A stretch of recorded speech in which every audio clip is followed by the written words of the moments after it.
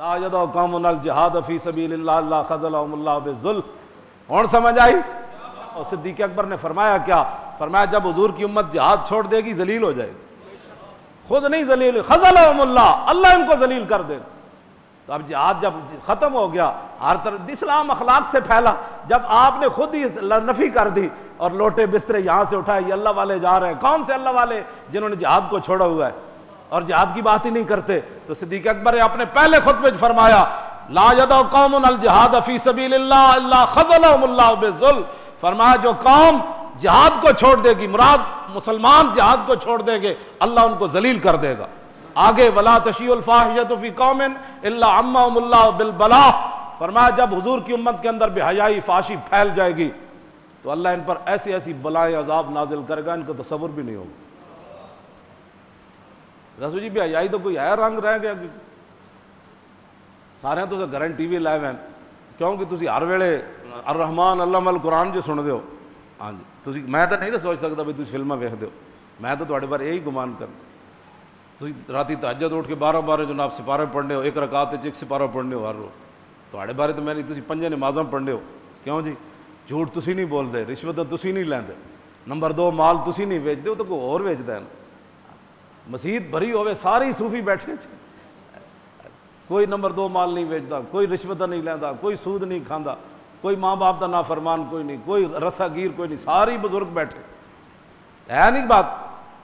آگے کی فرمایا صدیق اکبر سانو حضرت عمر دے دور کات پیا نا تے حضرت بلال بن حارث المزنی حضور کے روضہ اقدس پر حاضر ہوئے.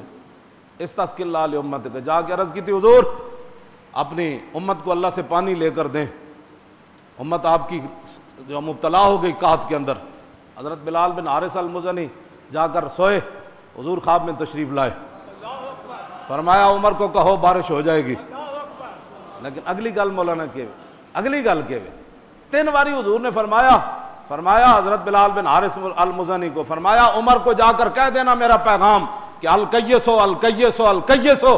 فرمایا عمر کو کہو دانائی اختیار کرے، عمر کو کہو دانائی اختیار کرے، عمر کو کہو دانائی اختیار کرے. حضرت عمر کو حضور فرما رہے ہیں دانائی اختیار ہے. حضرت عمر رو پہ انہوں نے کہا یا اللہ جتنا میرے واسطے چی میں کر رہا ہوں، ابھی اس کا مطلب ہے کہ کمی ہوئی ہے تو قات پڑا ہے نا. حضور نے فرمایا عمر کو دانائی اختیار کر. ساری بدماشیاں کرنے کے بعد تو ماننے کے لیے تیار نہیں. کم از کم حضرت عمر تو رو پڑے نا جی. آج رونے کے بجائے کوئی ان کے بعد بات کرے تو باہر جا کر گلیوں میں تبصرے کرتے ہیں، مولانا اتنی بات کرتے ہیں. میں نے کہا جب حضرت عمر کو حضور نے فرمایا دانائی اختیار، ہم بھی ان کو یہی کہتے ہیں دانائی اختیار کرو، انسان کے بچے بنو، قوم کو لوٹ مار بند کرو، بے غیرتی اور فحاشی کو بند کرو، دین اسلام کے ساتھ غداری بند کرو، ناموس رسالت کے ساتھ غداری بند کرو، مسجدوں کے سپیکر مت اتارو، علماء کے خلاف فور شیڈول مت لگاؤ، قرآن و حدیث کو نصاب سے مت نکالو. ہم اور ان کو کیا کہتے ہیں؟ ہمیں کوئی پیسے چاہیے ان سے، بدماشوں سے، گنڈوں سے. میں نے کہا بچہ جب تک دم میں دم ہے نا وہ آج نکل جاوے ساڑھو کوئی توجہ، جب تک آج نکل توجہ بھائی توجہ اب بات سنو، آج روح یہاں سے نکل جائے یہ تو امانت ہے، جاتے ہوئے نکل جائے، گاڑی میں نکل جائے، سوتے ہوئے فلاں کو ہارٹ اٹیک ہو گیا، کدھر کہتے ہارٹ اٹیک ہو گیا، ایویں بھی نکل جانی. لیکن دم میں جب تک دم ہے خاک ہو جائیں ادو جل کر.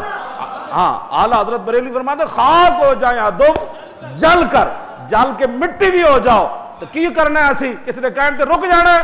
دم میں جب تک دم ہے ذکر ان کا سناتے جائیں.